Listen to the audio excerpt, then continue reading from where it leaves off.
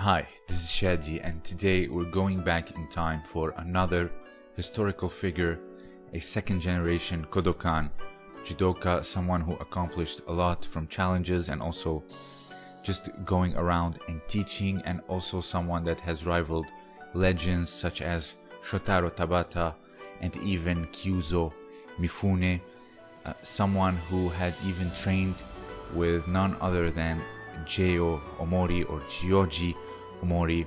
That man is Sanpo Toku. Sanpo Toku was born in Kagoshima, Japan on December 12th, 1887. He started training back when he was in elementary school. He not only trained judo but also karate and kendo.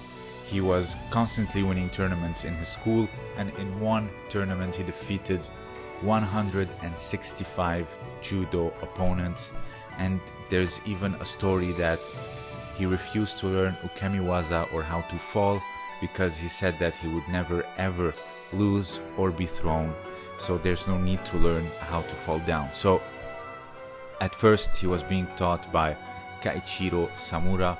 For those of you who don't know, Kaichiro Samura is a ground master, someone that Hajime Isogai in particular asked for in order to come and be his uke in Kyoto in order to beat Mataemon Tanabe. Kaichiro was his junior and his uke, and he was very successful, and he taught Sanpo Toku, which means that someone like Sanpo Toku had great ground game as well.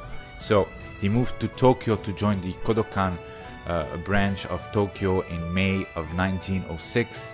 He there grew a reputation, a very strong reputation for his harsh training, and also had the nickname Nonaka no Ippon Sugi, meaning the lone cypress in the field. So his reputation grew stronger as a judoka, defeating everyone in the dojo and rivaling people like the 10th Dan Shotaro Tabata and Kyuzo Mifune.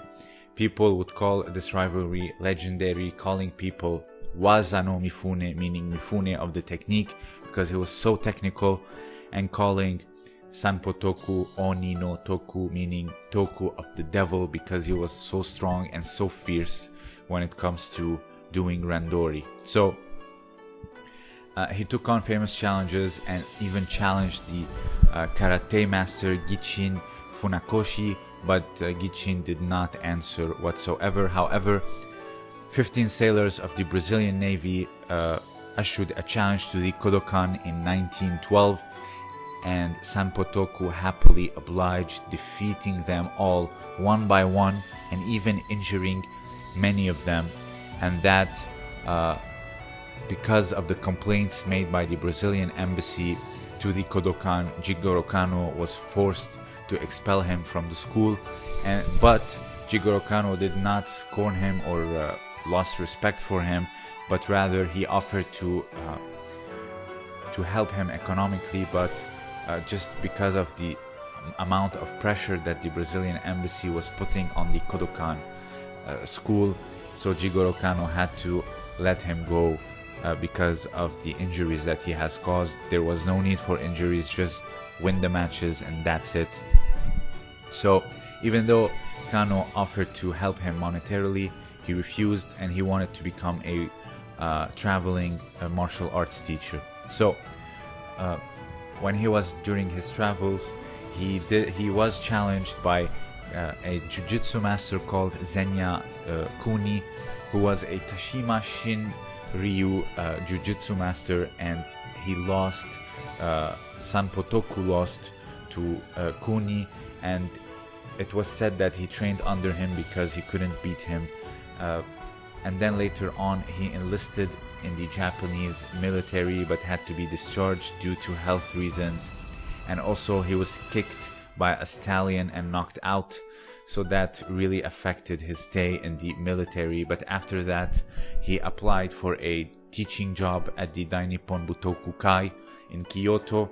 I've talked about the Dainippon Butoku Kai many times, and because of his issue with the Kodokan and the Brazilian embassy, the Dainippon Butoku Kai had to refuse. He performed after that the Shikoku pilgrimage for those of you who don't know, it is a pilgrimage done for religious purposes where you travel and visit 88 Buddhist temples, and there he trained many martial artists that were wandering just like him. And this time around 1917, the Kodokan and everyone and the thing with the Brazilian embassy ended, and the Kodokan finally pardoned him, and he was reinstated as a Kodokan teacher. And he even started training again in Tokyo, but not in Kyoto, so he was back under Jigoro Kano's wing. So at the age of 40 years old, he was already a 6th dan. He would still be out and competing, and he would compete in what is now known as the All Japan. In 1930, he lost to Torao Uto by Yoko Shihogatame, so he got pinned. And in 1932, 2 years later, he won a bronze medal, or 3rd place, in front of the emperor. So after that, he passed his career teaching in particularly Waseda, Nippon, and Takushoku universities, so one of the best universities to train judo at. Even till this day, he was a teacher there, so that's how well he was regarded by the Kodokan and sent to these universities in order to teach judo. He also founded his own dojo and taught people like none other than the Yuseikan founder Minoru Mochizuki, the famous karateka Gori Hisataka, and Kenichi Sawai. And during World War II, Sanpo Toku met his end by a Tokyo air raid in 1945 by the American forces, which is very unfortunate. That's such a sad way to just go, and even just being shunned by the Kodokan because of this whole national incident with the Brazilian sailors, and having the Brazilian embassy interfering to the point where you cannot go and train in the Kodokan because it will affect them dearly. So, and by the way, he's not the only one, but for example, Yoshiakiyamashita, one of the first students of Jigoro Kano, one of the 4 guardians, participated in a brawl of 17 men and injured many of them as well. So he was arrested, but due to the fact that he was defending himself, the charges were dropped. So that's not the only one that Kano expelled because of these social issues. There's also Shiro Saigo. Shiro Saigo was someone who could not control his temper, and in one night he had a fight with a sumo wrestler, and he took him down. The sumo wrestler got angry because he was taken down and bit Shiro Saigo in the ankle, if you remember, and that made Shiro Saigo extremely angry, and the brawl became far bigger. The police that were trying to separate the two, he even beat them up. So he was also expelled and went on to the rural areas away from the cities and started to practice Kyudo as a showcase of pardon. If you don't know, Kyudo is the art of archery, Japanese archery. Probably I'll cover it in a video. And it really teaches you patience, clearing your mind, also breathing, and just containing yourself. And this is why it was his martial art of choice towards the end of his life. But unfortunately, Sanpo Toku did not choose to go out this way. He probably died afraid and just panicking by the Tokyo air raid of 1945, which is a true shame. However, a statue of him was later built in Amagi High School, and he would be described by Jeyo Omori. If you don't know, Jeyo Omori is one of the pillars of BJJ today, and a trainer of Carlos Gracie and Ilio Gracie. And Jeyo Omori called Sanpo Toku Star of Stars.